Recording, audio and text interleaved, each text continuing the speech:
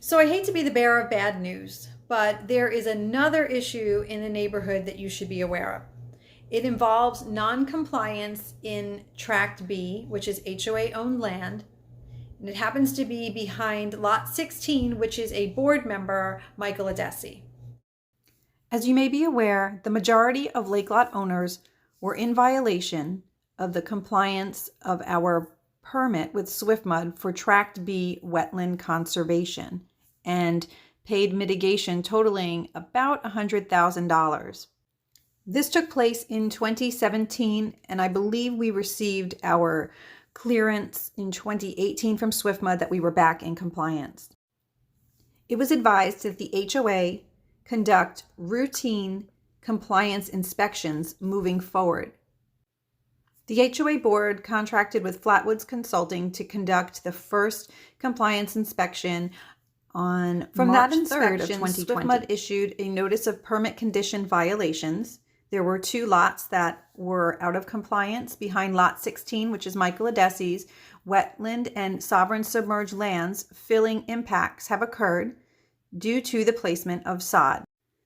Corrective restoration measures would include the following. Behind Lot 16, remove the sod and restore the areas to the original grade. The wetland and sovereign submerged land areas should be allowed to naturally vegetate. Michael Addessi contracted with Flatwoods Consulting to bring the state submerged land area back into compliance.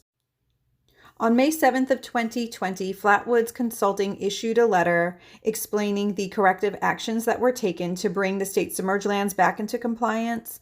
This report, along with photos, was submitted to SwiftMud. Here's a picture from the report. The yellow area is the state submerged land violation that has been corrected. And the black area that is outlined is the wetland area of Tract B where it has not been remediated. So about 3 months pass, and I noticed that SwiftMud has not closed out the violation, that black area that the sod needed to either be removed or mitigated. So I sent a follow-up email to Michael Addessi, and this is his reply. Thank you for the follow-up. The sod will be removed soon, just waiting for our lawn company to do the job. After Michael Addessi's email confirming that he is going to handle the situation, Lisa Lucky, who is also a board member, sends an email out to the entire neighborhood. Now, while she starts the first sentence with, as a community member, Lisa's email references information that she was only privy to as a board member. Honestly, I can create an entire video dissecting this email. There are numerous times that she speaks as if she is a lawyer giving legal opinion, and there are countless situations where she is speaking inaccurately. For the purpose of this video, I will go straight to the section where she addresses the Addessi's noncompliance. Some violations would be obvious, but others may not be. For instance, the Addessi's. The neighborhood is responsible for paying to remove the sod from the HOA land behind their home. It is HOA land, and we cannot prove that they put in the sod. They actually have proof they did not put in the sod. If we want to sue, the neighborhood will need to find out if it was Denise or Alita and go after them on the community's dime. The Addessi's will not be paying to remove the sod. Michael Addessi purchased his home January of 2019. Violations were cited in March of 2020. If Michael Addessi did not encroach on Tract B during his year of ownership, the area would not have been well manicured. In fact, other vegetation would have taken over.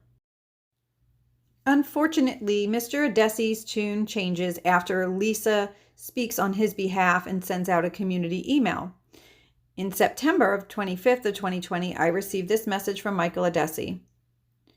Based on the confusion and partisan situation in the neighborhood, it is unclear who is responsible for the Tract B in question.